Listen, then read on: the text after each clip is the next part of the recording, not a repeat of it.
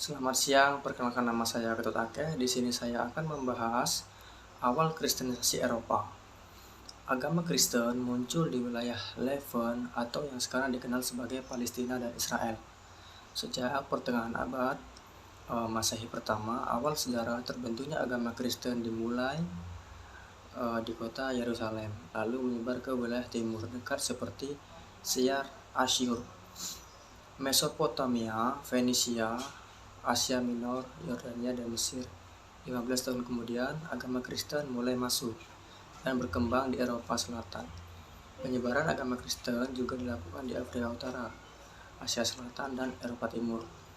Hingga pada abad keempat, Kristen dijadikan agama negara oleh dinasti Arsakid dari Armenia di tahun 301 Masehi.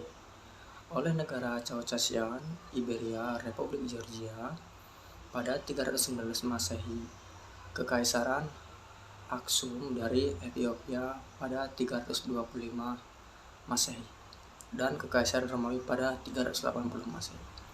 Kemunculan Yesus menandai periode pertama dalam sejarah terbentuknya agama Kristen, yang dimulai sejak lahir Yesus sehingga kematian dan kebangkitannya pada 4 Masehi, 33 Masehi.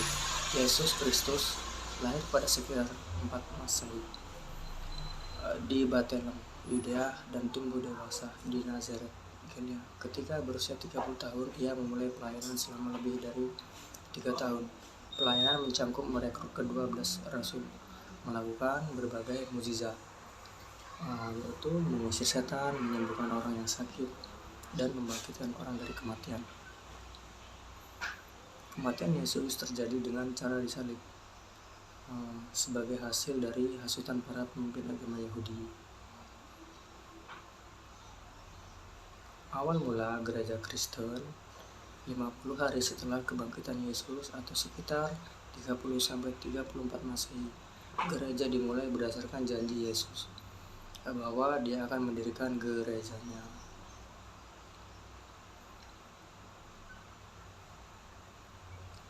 Gereja pada abad pertengahan, kemudian gereja memasuki abad pertengahan yang dimulai sejak akhir kekuasaan Kaisar, yaitu Romawi Barat, sampai ketika Charlemagne dimahkotai menjadi Kaisar Eropa Barat, yaitu pada tahun 476, Natal tahun 800 Masehi.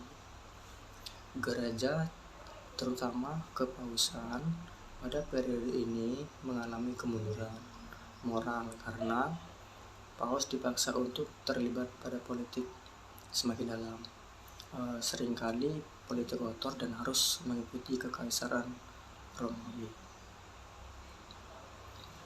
Baiklah, menurut yang dapat saya sampaikan.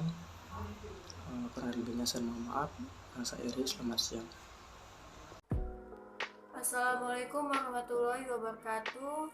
Izin memperkenalkan diri, nama saya Olivia Fadila Fuad, NPM 19140024. Di sini saya akan melanjutkan presentasi dari rekan saya. Yang setelah itu ada kristenisasi dan feodalisme. Kristenisasi atau pengkristenan adalah proses cara pembuatan untuk mengkristenkan seseorang atau segenap masyarakat sekaligus. Hal ini juga mencakup praktik mengubah praktik agama asli dan budaya, cita agama asal, situs dan kalender asli untuk menggunakan Kristen. Karena upaya penyebaran agama Kristen diyakini berdasarkan tradisi dari amanat agung yang disepakati oleh para uskup.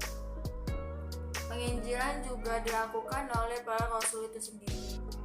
Yang itu ada feodalisme Eropa. Makna feodalisme. Feodalisme secara umum diartikan sebagai suatu paham yang merujuk pada pendelegasian kekuatan sosiopolitik pada suatu wilayah. Praktik pelaksanaannya adalah kerjasama dengan pemimpin lokal Siapa yang menjalankan feodalisme adalah para bangsawan tertinggi yang biasanya disandang oleh raja dan dewan gereja. Istilah feodalisme sebenarnya muncul pertama kali di Prancis pada abad ke-16. Feodalisme berasal dari bahasa Inggris, feodalis. Istilah feodal sendiri berasal dari bahasa Latin, feodum, yang sama artinya dengan fiat, yaitu sebidang tanah yang diberikan untuk sementara, bukan hak milik permanen. Maksudnya hanya ia selama menjabat kepada seorang vasal, penguasa bawahan atau pemimpin militer. Berarti feodalisme adalah penguasaan terhadap hal-hal yang berkaitan kepemilikan tanah. Tren feodalisme dikenal di Eropa pada abad pertengahan saat terjadi ledakan demografi. Kerusuhan dari kaum barbar yang bakal meruntuhkan Romawi dan pembagian Romawi menjadi Romawi Barat dan Timur. Terlepas dari dominasi orang-orang gereja yang mempengaruhi landak politik Kekaisaran Romawi, feodalis hadir sebagai upaya menandingi dominasi gereja yang mengancam kedaulatan Kekaisaran Romawi.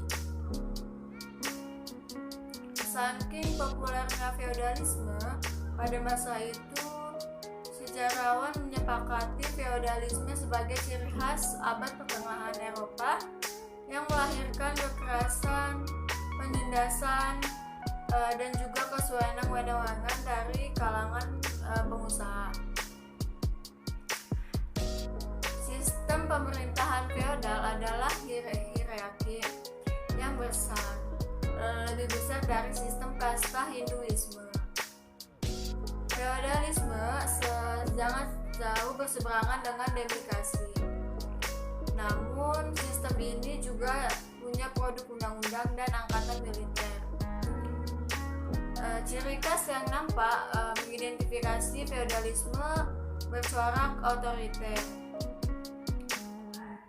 Buktinya, doktrin bagi yang berlaku adalah dogma Gereja City of God, yang dimana tanah di lingkari kerajaan merupakan milik raja sebagai wakil Tuhan, sedangkan rakyat bekerja dengan cara menggarap tanah tersebut.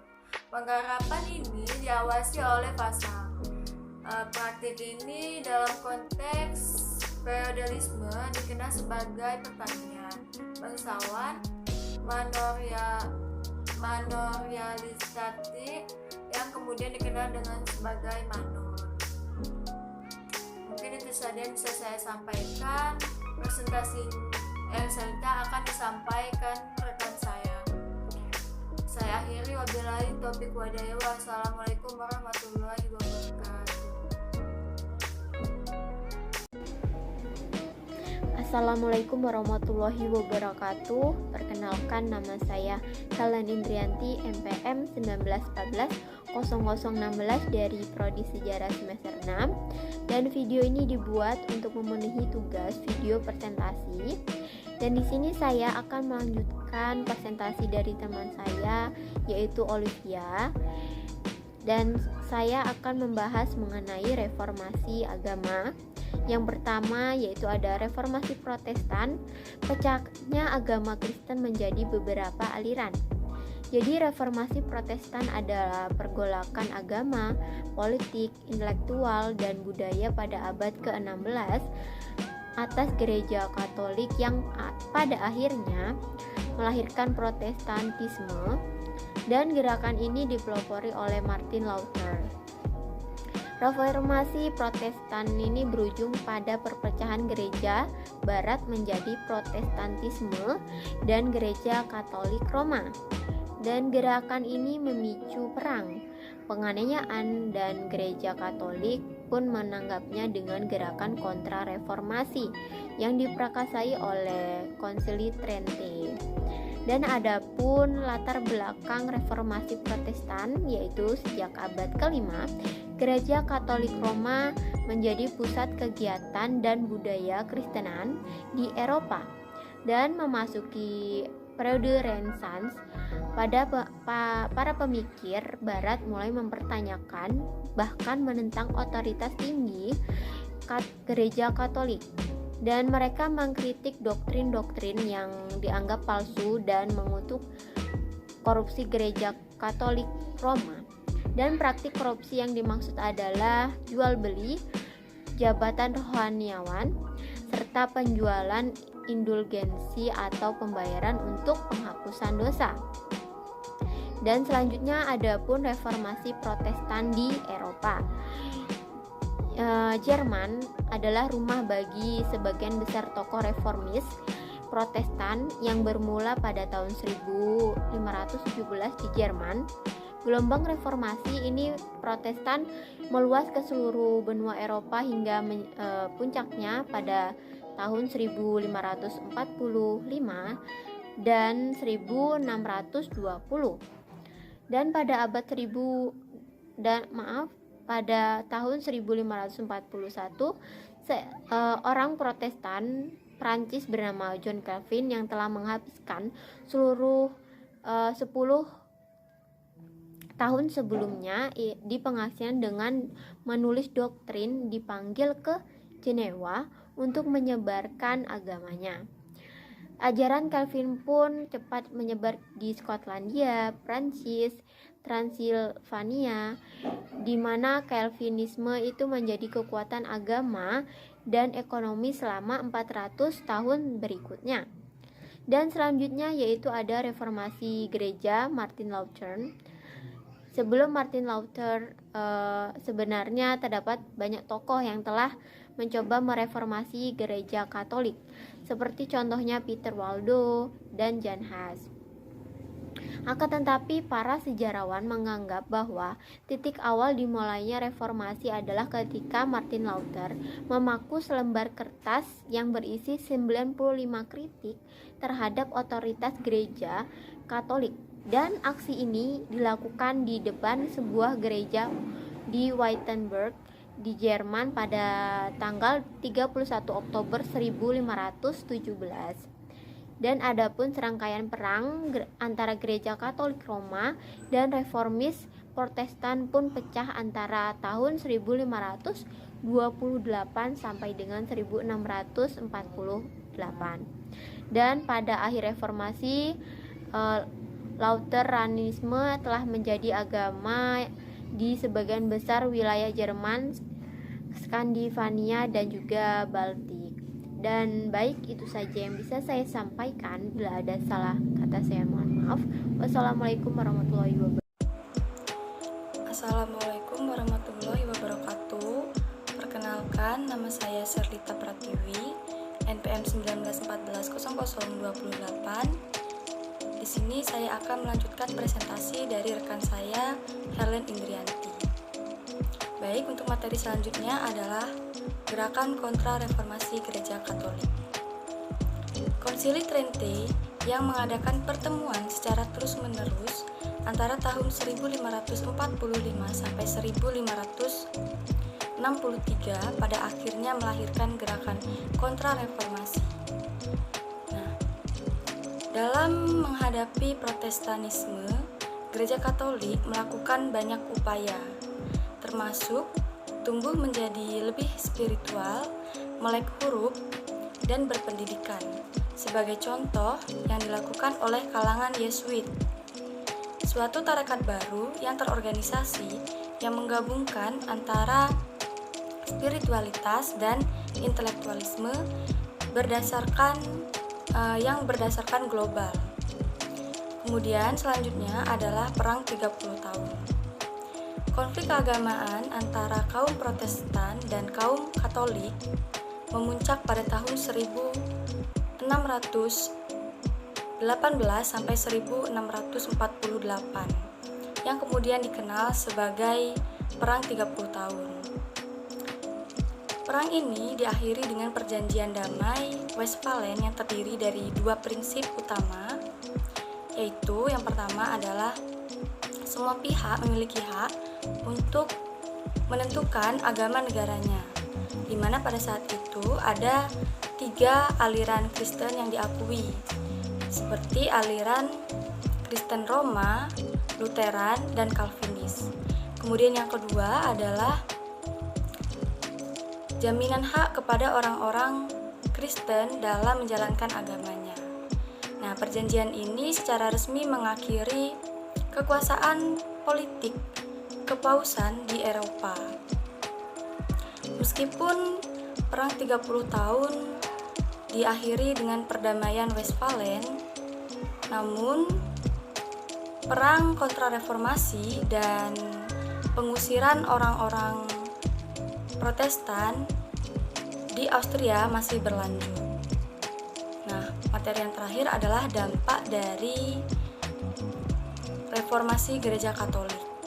Adapun beberapa dampak dari reformasi Gereja Katolik antara lain, yang pertama, terbelahnya agama Kristen menjadi beberapa aliran. Yang kedua, munculnya pembaharuan tatanan ekonomi, politik, sosial, dan budaya pada awal abad ke-16. Yang ketiga, runtuhnya pengaruh kekuasaan Paus di negara-negara Eropa. Dan yang keempat, munculnya gerakan misionaris untuk menyebarluaskan agama Kristen ke seluruh penjuru dunia. Baiklah, mungkin hanya itu saja yang dapat saya sampaikan. Apabila ada kesalahan, saya mohon maaf. Saya akhiri. Wassalamualaikum warahmatullahi wabarakatuh.